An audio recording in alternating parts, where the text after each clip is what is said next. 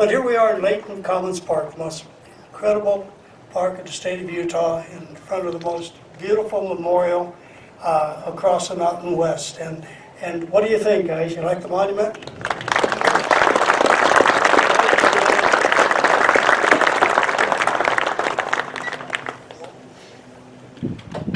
So here we are, and I'm sure that the 58,000 young men and women on this wall very proudly will loan this wall to us today to honor all veteran men and women of peacetime and war. Now, it's not quite like Memorial Day, although today we do honor those who gave their lives for our country, but especially gives thanks to those living veterans who served their country honorably and those serving today during war and peacetime. And because they can't be right here, I'd hope that you would give a round of applause to those of our men and women serving away from home today in military service.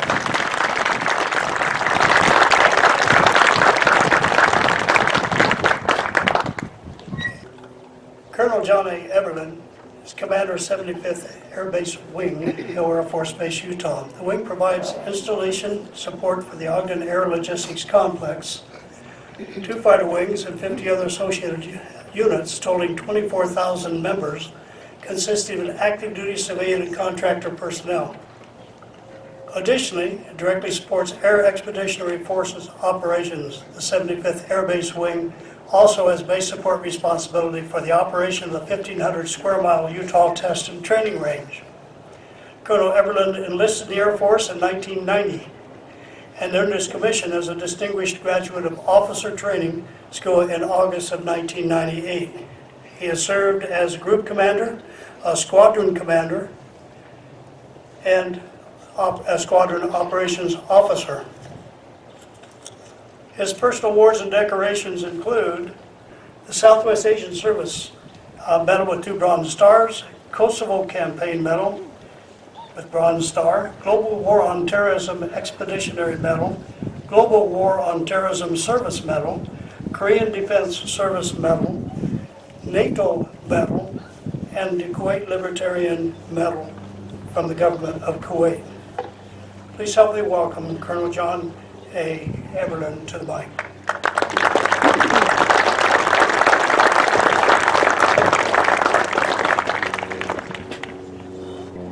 Good afternoon. What a beautiful day.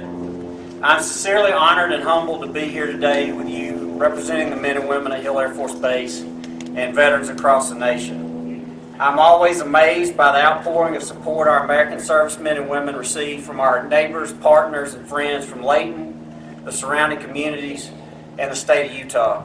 There is no better place in the world to serve your country. Thank you, community members, local leaders, and Sergeant Howland, Marine Corps retired, for putting this event together to recognize the service and sacrifice of our veterans. And finally, and probably most importantly, thank you all for not only being here today, but thank you for your patriotism and support of our veterans. Tomorrow marks the 100th time our nation will commemorate what is now known as Veterans Day. 100 years ago, in 1918, at the end of World War I, on the 11th hour of the 11th day, in the 11th month, President Woodrow Wilson declared its predecessor, Armistice Day, as a day for America to show her sympathy with peace and justice. By maintaining the intent of this sacred day of remembrance for a century, it is evident that the citizens of our country hold our veterans in the highest esteem. Although World War I was commonly referred to as the war to end all wars, we all know that history has proven a little different. Over the past 100 years, our nation has experienced war in different parts of the world, and we are currently actively involved in the global war on terrorism. Despite World War I's name not bearing out in history, one thing has remained constant. We are an exceptional nation because we have exceptional men and women willing to support and defend our Constitution, our freedoms, and our way of life. This principle hasn't wavered from World War I to present. The commitment and willingness of men and women to serve made our nation great over the past 100 years and will continue to make our nation great in the future.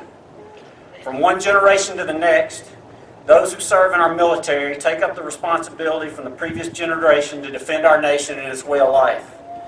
It is an honor for those of us currently wearing the uniform to carry on the legacy of those who served before us. We carry the same responsibility that those before us carried so well, and have a solemn duty to not let the generations of veterans who served before us down. Having served for over 28 years in the greatest Air Force the world has ever known, I will tell you that nothing strengthens the resolve and dedication of a veteran more than 2 words: thank you. Although it seems simple, I can tell you it makes the time away from home more tolerable and brings even more meaning to what we do. Never underestimate the power of making someone feel appreciated. I have had the good fortune of serving at a time with unparalleled national support for our military.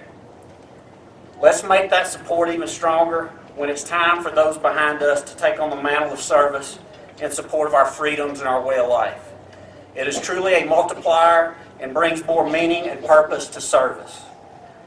There are over 21 million veterans in our country. That's 1 person in 14 who has served and earned the title. So today, tomorrow, weeks from now, when you see a veteran wearing the uniform, a service hat, a lapel pin, please stop and thank them. If you have the time, ask them about their service. Gain an understanding of their service and appreciation for the sacrifices they made for you, for us, for our country. We have a responsibility to honor them today and always. Remember their service, sacrifice, and dedication to our nation and all of our freedoms. So a heartfelt thank you to all of our veterans across our nation for your service and sacrifice, and a special thanks to our great community and state for making our service more meaningful through your steadfast support. It is an honor and privilege to serve at Hill Air Force Base because of your support. God bless each of you, God bless our veterans, and God bless the United States of America. Thank you.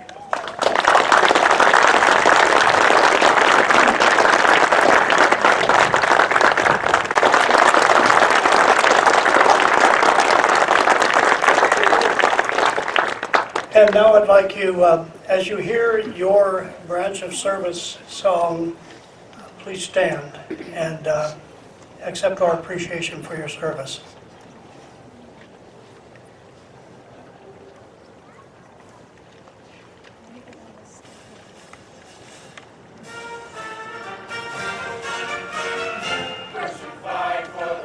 United States Army!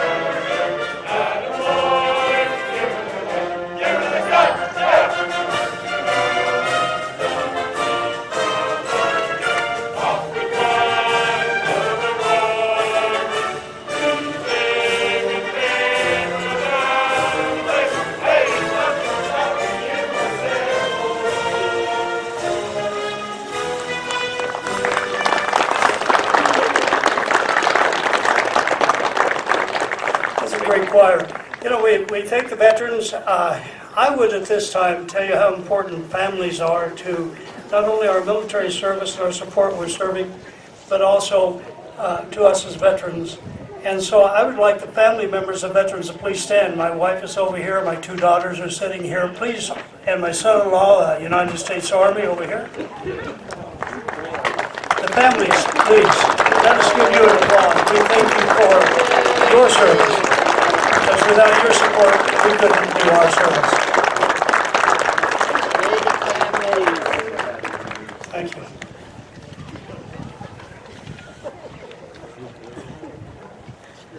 A U.S. Navy veteran, having served off the coast of Vietnam in the USS Newport News, a heavy cruiser in 1972.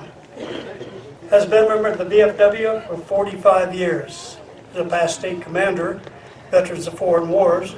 Currently serves as Utah representative on the VFW National Council of Administration and is a state of Utah VFW adjutant and quartermaster. Please welcome United States Navy, Dennis Parisi.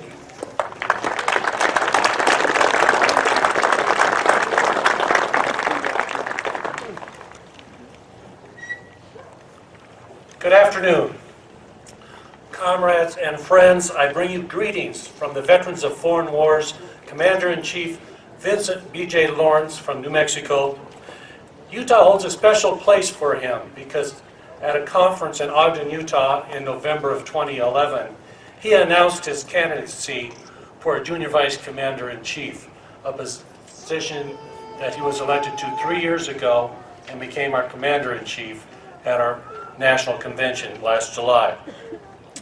He plans to visit Utah for our state convention this coming June. I would also like to thank Dennis Holland for the opportunity to speak to you today. I'd also like to thank Dennis, the Vietnam Veterans of America, the City of Layton, and the many others, both companies and individuals, who helped make it possible to have this beautiful replica of the Vietnam War Memorial placed here in Layton. It's truly an honor to join with you today as we recognize all of America's veterans, all of the soldiers, sailors, airmen, Marines, and Coast Guardmen who have selflessly gone wherever they were called on to serve.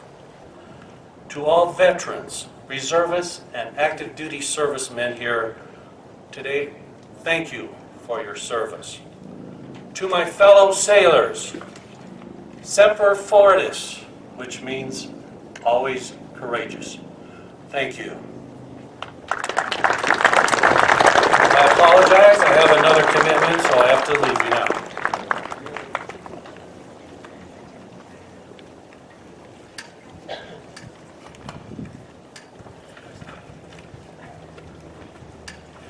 And I would like now, as I introduced him a little earlier, introduce to you the Director of Veterans and Military Affairs, Executive Director, Gary Harder.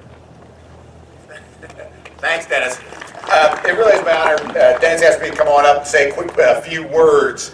And as Colonel Eberlin has mentioned, as Dennis mentioned as well, 100th anniversary of the armistice and the end of World War I. We had a ceremony with the governor this past Thursday down at the Rotunda. But one thing I wanted to mention today is for all who have served, and for all who do serve, we never forget our service, and we never forget the interactions of those we have encountered along the way. They make an indelible mark in us. We're changed in how we look at things because of our service and what we've done. And this past yesterday, actually, I received an email from a friend of mine. And I'll tell the story real quick, but I want to concentrate on a piece of the letter that was attached to it. In the early 1980s, I was assigned to an armor battalion over in Germany. And we were up in the Fulda Gap, the Meiningen Gap area is where our responsibility lied. At that time, I met a number of great lieutenants who served in that. We became long-lasting friends. And one of those, I won't use his last name, his name was Joe. He had two twin boys while we were there in the early 80s. They grew up both to serve. One served a short time in the Navy and departed out of the Navy, but the other one stayed in the Marines, became a Marine officer, commanded troops over in Afghanistan and in Iraq. And unfortunately, 3 years ago, lost his life. While he was stationed down in Georgia, he died. So a number of us from across the country, we all flew in to support Joe and his family at the time of that death. We all were young lieutenants together. Many of us had gone on in our military careers. Some had gotten out at that time. But that indelible bond that you form is indeed life-lasting. And we went in. He died 3 years ago this weekend. He was buried in Arlington National Cemetery in mid-December. And it was a very moving ceremony, as they all are whenever we lay a fallen hero to rest. But what I want to get to is this piece of service, this long-lasting impact. This past week, a package arrived at Joe's family home back in the Virginia area. And the package two things were in it. One was Joe's son's Marines had put together a picture and a photograph, a menagerie of things that they wanted to give the family from his son and the mark that he made on them. And they also sent a letter. And I just want to take just a moment to read just the very last portion of this letter. Please note that the thoughts and prayers of countless Marines and others are with your family at this time. We cannot thank you all enough for the sacrifices you have made and for sharing your son with us. We are better men for it. May you rest assured that we will continue to carry him with us until our last breath. And we pledged an oath when we donned the Marine uniform that we will never leave anyone behind. Semper Fidelis, his Marines, Joe's son's Marines. And that's what it is to serve. What Colonel Eberlin talked about, what Dennis talked about, what Larry's going to share with us in just a moment. What this wall behind us represents all of us that have served, all the families that have supported all of us have served, and all the many who never returned as well. Dennis mentioned we had the opportunity to come up here on Thursday with Mayor Stevenson and members of the City Council and the Commission, Commissioner from Davis County. And I was there, Dennis was there, and it was a very reflective time, contemplative time at the end. And this wall strikes you, it gets in your gut overall for what this represents. But also as I look out, what every one of you represent, you raised your right hand and swore an oath to protect us all and all we do. So for our two gentlemen who served in World War II, all up to those who are currently serving today, thank you very much for your service. We will never forget what you've done for us. And we really are delighted that you are here in Utah. Thank you very much.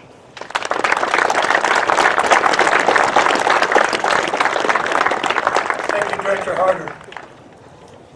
Known to Vietnam veteran combat veterans as some of the worst 4-month period of battle in Vietnam, the Tet Offensive was launched January 13, 1968 by the Viet Cong North Vietnamese Army, timed to coincide with the Vietnamese New Year.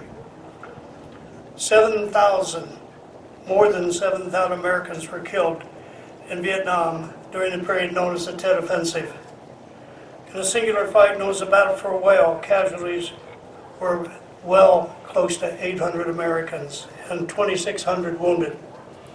Although the initial attack stunned the U.S., they quickly recouped and were able to go back and inflict heavy casualties on the North Vietnamese. Our next guest speaker is what we as brothers call lovingly a Tet survivor. Larry Kerr served in Vietnam during that period of time, that horrific time. Please welcome the United States Air Force retired Vietnam veteran, Larry Kerr.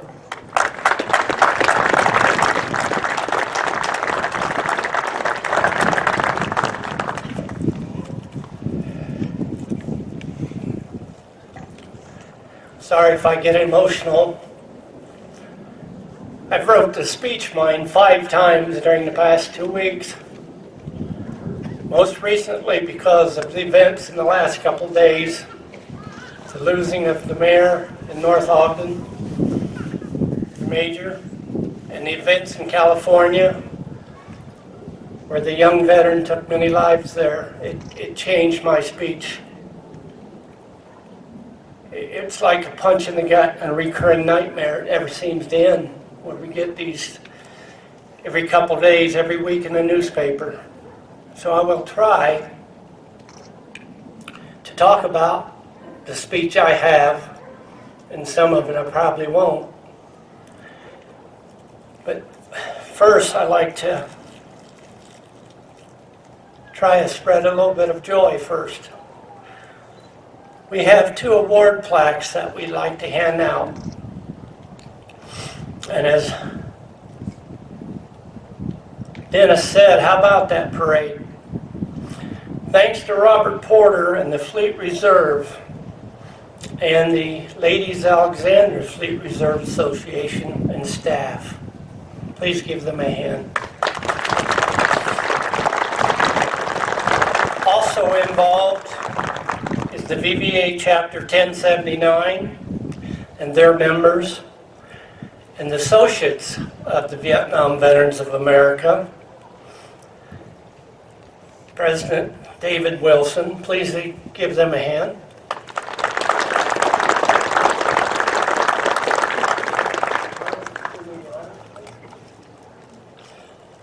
I'll ask the Colonel to present these.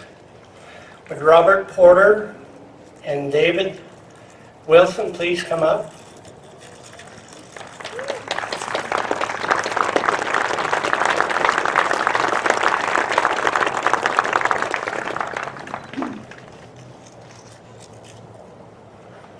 I know Robert's been doing this for many years. I don't know exactly how many, 13 years. And I believe the VVA has been associated at least 2 years, Robert, 3 maybe?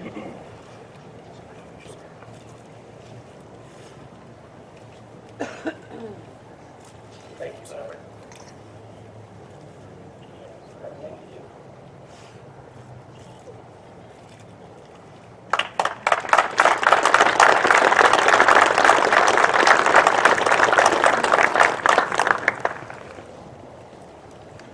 The second plaque we have is due to this beautiful venue that we have here. The parade, the park, the city of Layton, all of the Layton City residents, the mayor and his staff, police departments, fire departments, and so many more. It's an honor to be here at this Vietnam Memorial Wall and have it here permanently. We would like to honor our Utah State Council President of the VVA, Dennis, and his wife, Sherry Howland. Sherry, would you stand up and please come up, please?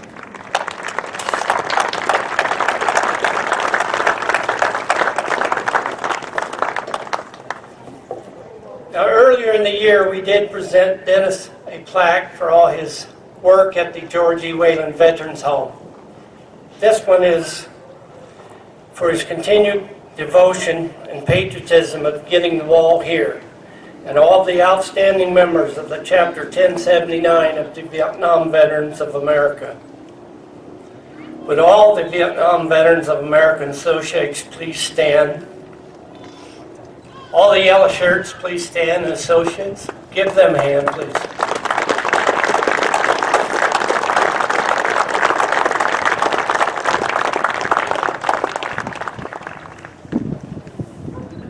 As you see behind me,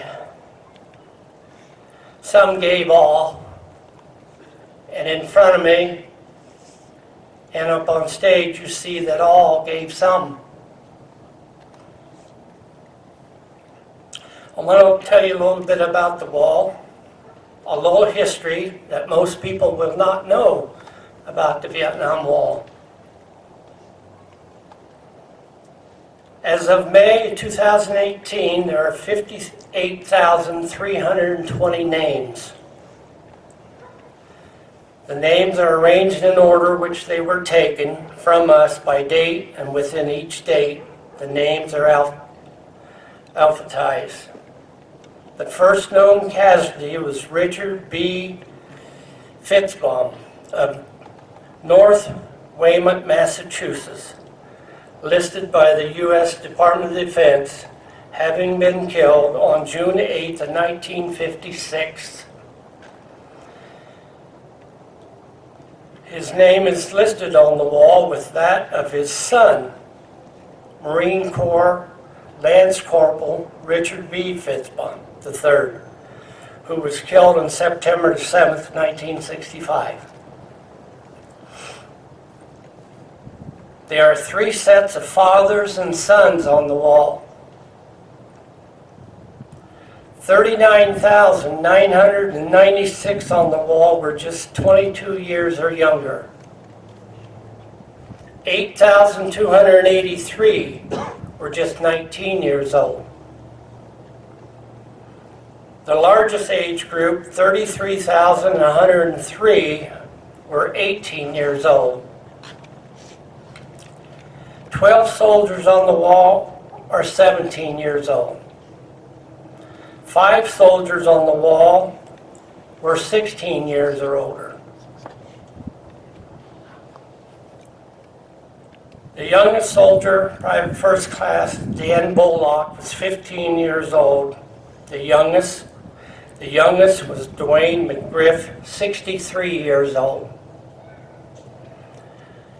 997 soldiers were killed on the first day in Vietnam.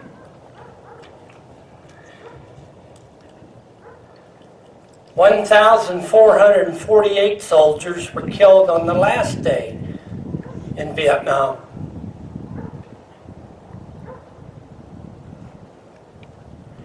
"31 sets of brothers are on the wall. 54 soldiers attended the Thomas Edison High School in Philadelphia. I wonder why so many from one school. There are 8 women on the wall, nursing the wounded. 7 U.S. Army, 1 U.S. Air Force. Some 7,484 women served. 244 soldiers was awarded the Medal of Honor during the Vietnam War. And we've added a young Marine just this past week or two with a Medal of Honor for the Battle Way. 153 of the Medal of Honor winners are on the wall. Bealsville, Ohio, with a population of 475, lost 6 of her sons. I'm almost through. Hang on. West Virginia had the highest casualty rate per capita in the nation. There are 711 West Virginians on the wall.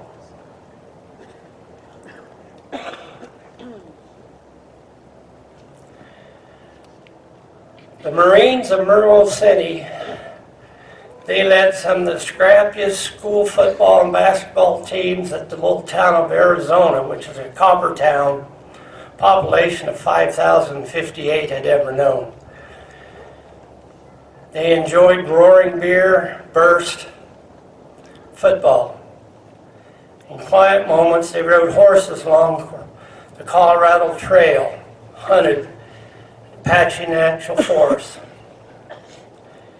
Typical of the Morosini mining families, the 9 graduates of Morosini High School enlisted as a group in the Marine Corps.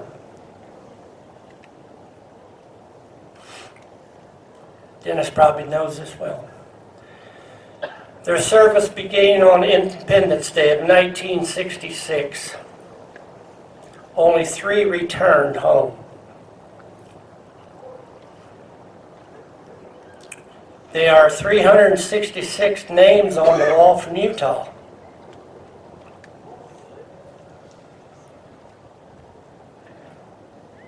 The town of Midvale, Utah, where buddies Leroy Tafia, Jimmy Martinez, Tom Gonzalez were all boyhood friends and lived on 3 consecutive streets in Midvale, Utah, on 5th, 6th, and 7th Avenues. They lived only a few yards apart. They played ball at the adjacent sandlot and the ball field. They all went to Vietnam. In a span of 16 days, in late 1967, all three would be killed. Leroy was killed Wednesday, November 22nd.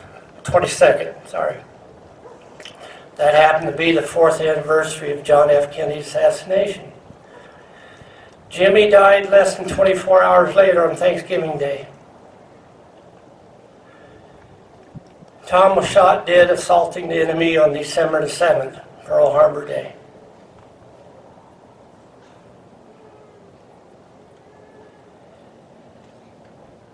'68 Tet. The most casualty deaths for a single day was on January 31st, 1968. I think the number is low, but this is what came off the internet. 245 deaths. But with all the action going on, personally I believe it was much, much more.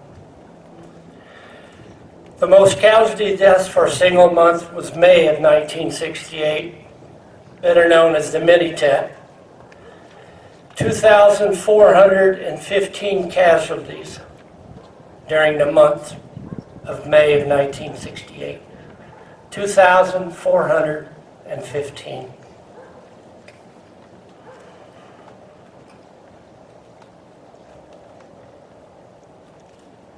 There are 160 Medal of Honor recipients are on the wall. 16 of them are chaplains. 2 of the chaplains are Medal of Honor recipients. New names are added on the wall every May during Mother's Day. And per the DoD regulation, the first date of eligibility to be able to be placed on the wall is 1 November 1955 to 15 May of 1975. The last entry was an 18-year-old Marine during the Midway's incident where he was killed. I'd like to thank my family, Cherie, my wife, my son and daughter, Craig and Terry, for their help and support of me throughout the years. I want to thank all of you today for honoring all our vets. Now you know when you see a TET 68 patch or a 68 TET license plate, what that stands for.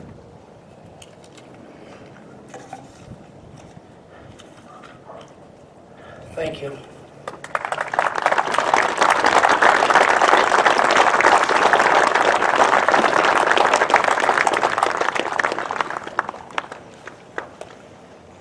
I think it would be safe to say that every Vietnam veteran here today can thank whatever power they believe in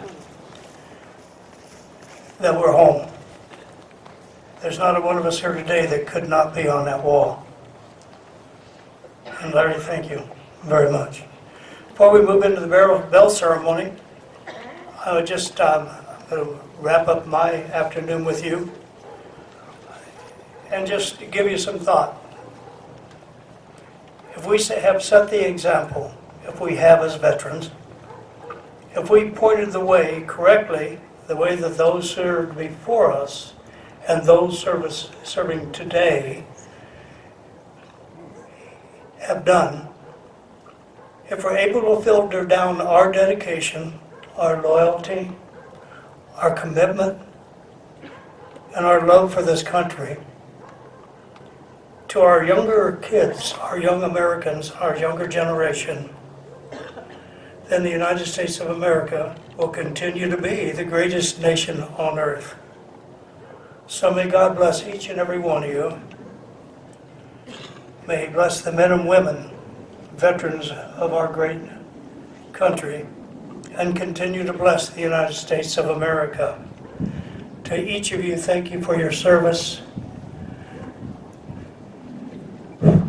Welcome home, and from an old Marine, Semper Fi.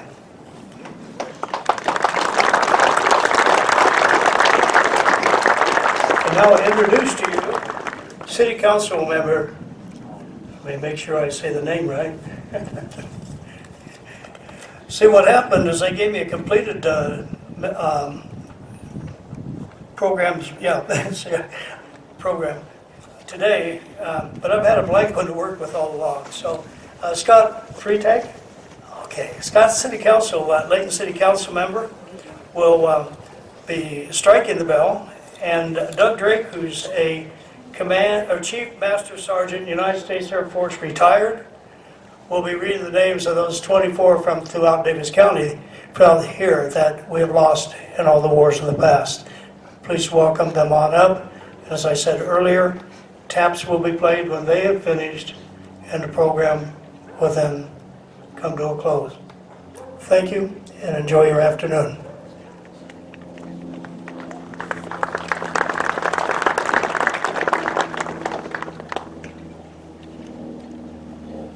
From World War I.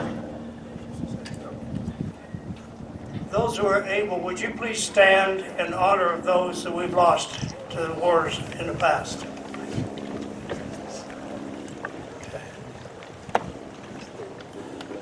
Again, from World War I, Private First Class David Day.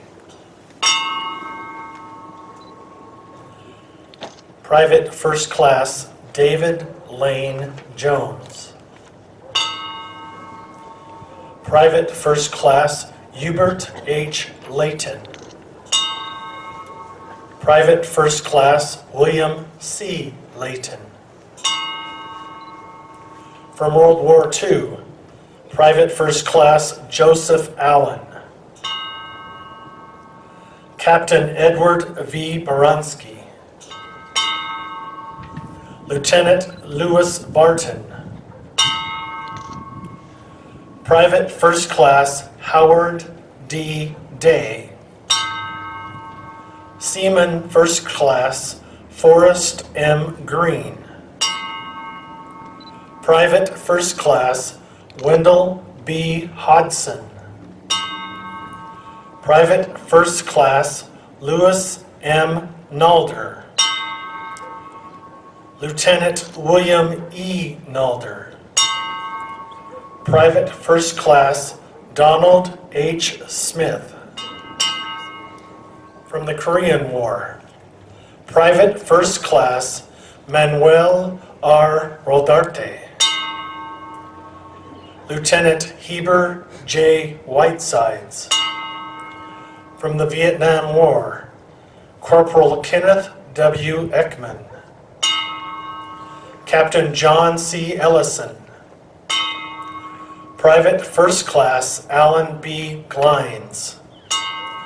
Specialist 4 Ted Pierce. Private First Class Thomas H. Schofield. First Lieutenant J. Brent Stevenson. Captain John Paul Wadsworth. From the Iraq War, Staff Sergeant James W. Cowley and Sergeant David J. Goldberg.